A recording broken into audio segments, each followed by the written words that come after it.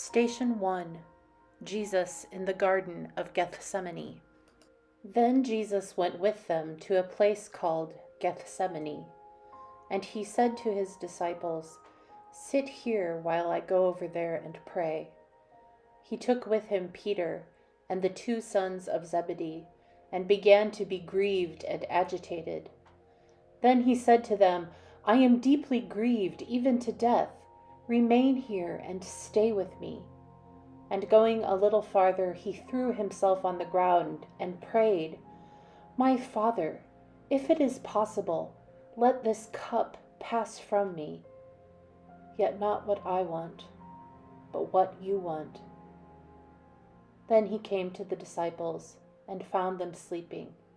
And he said to Peter, "So could you not stay awake with me 1 hour? Stay awake and pray, that you may not come into the time of trial. The spirit indeed is willing, but the flesh is weak."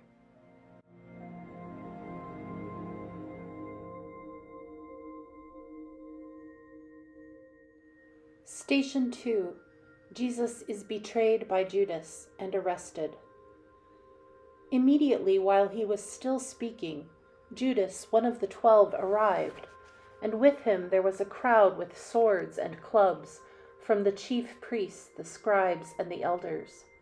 Now the betrayer had given them a sign, saying, "The one I will kiss is the man. Arrest him and lead him away under guard." So when he came, he went up to him at once and said, "Rabbi," and kissed him. Then they laid hands on him and arrested him.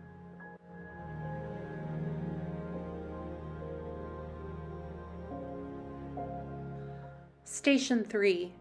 Jesus is denied by Peter. Now Peter was sitting outside in the courtyard. A servant girl came to him and said, "You also were with Jesus the Galilean." But he denied it before all of them, saying, "I do not know what you are talking about." When he went out to the porch, another servant girl saw him, and she said to the bystanders, "This man was with Jesus of Nazareth." Again he denied it with an oath, "I do not know the man."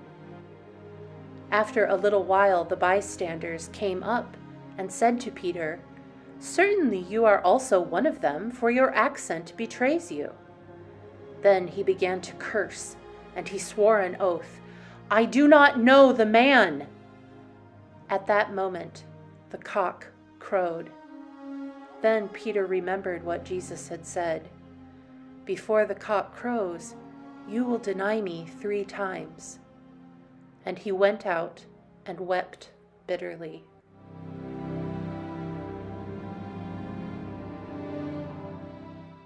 Station 4. Jesus is judged by Pontius Pilate. As soon as it was morning, the chief priests held a consultation with the elders and scribes and the whole council. They bound Jesus, led him away, and handed him over to Pilate. Pilate asked him, "Are you the king of the Jews?" He answered him, "You say so." Then the chief priests accused him of many things. Pilate asked him again, "Have you no answer? See how many charges they bring against you." But Jesus made no further reply, so that Pilate was amazed.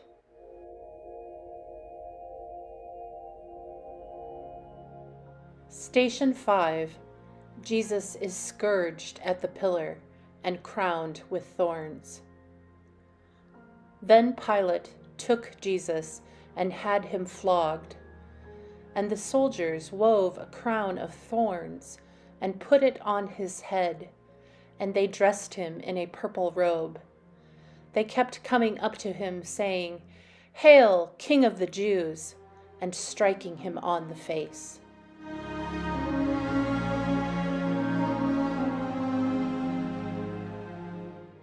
Station 6. Jesus bears the cross. When the chief priests and the police saw him, they shouted, "Crucify him! Crucify him!" Pilate said to them, "Take him yourselves and crucify him. I find no case against him." They cried out, "Away with him! Away with him! Crucify him!" Pilate asked them, "Shall I crucify your king?" The chief priests answered, "We have no king but the emperor." Then he handed him over to them to be crucified.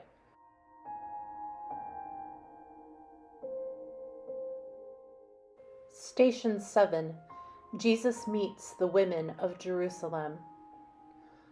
A great number of people followed him, and among them were women who were beating their breasts and wailing for him.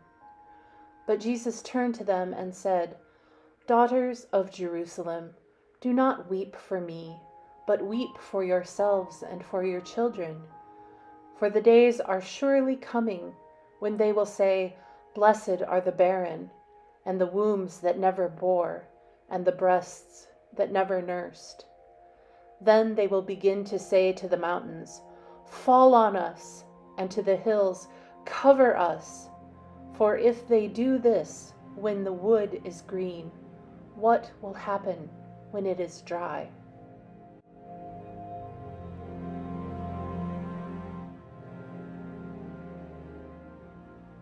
Station 8. Jesus is crucified. When they came to the place that is called the Skull, they crucified Jesus there with the criminals, one on his right and one on his left. Then Jesus said, "Father, forgive them, for they do not know what they are doing." And they cast lots to divide his clothing.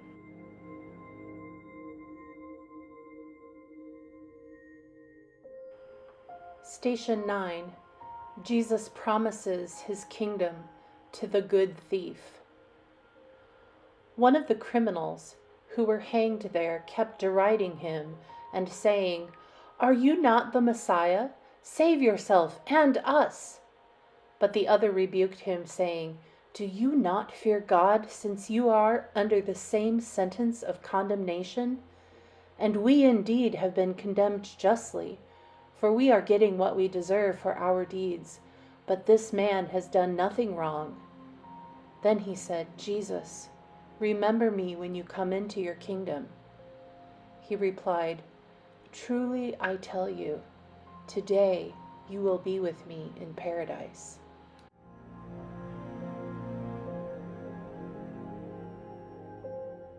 Station 10.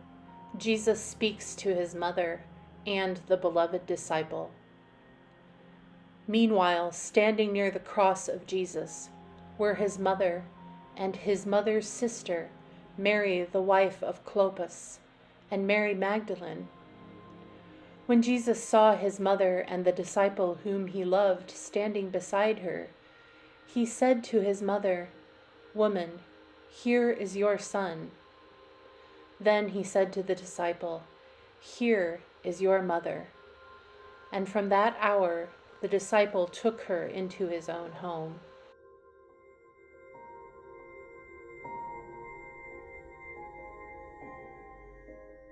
Station 11.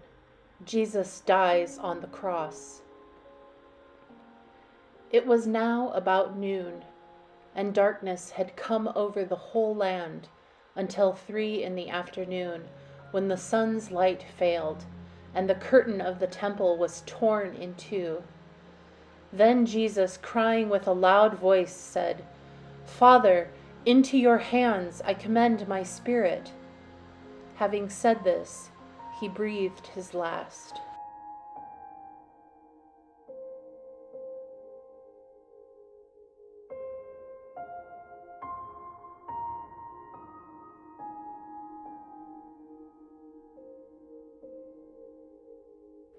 Station 12.